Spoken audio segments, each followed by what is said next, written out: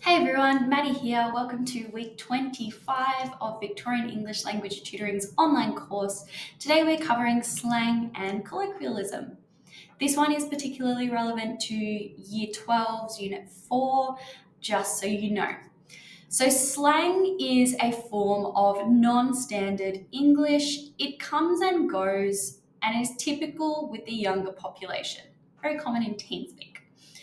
So when I say it comes and goes, what I mean is that slang that is used at one point in time is not used at other points in time.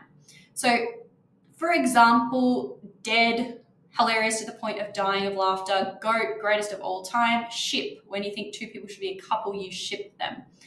Back when I was in high school, we used the term ship. That's not used so much anymore, I've been told, whereas goat is used more often. But when I was in high school, goat was not used at all. So in terms of slang, it kind of comes in and goes out fairly quickly. The other thing that's really important as a distinguishing factor with slang is that it kind of happens in small groups. So it could be just you and your friends, it could be within your year level or your age bracket, that kind of thing. This is different to colloquialisms. So colloquialisms are understood and used by people of all ages. They are also informal, but they belong to a particular country and pertain to national identity. They're not likely to be phased out and they stay around for long periods of time. So for example, Australian colloquialisms include budgie smugglers, mate, and bloody oath.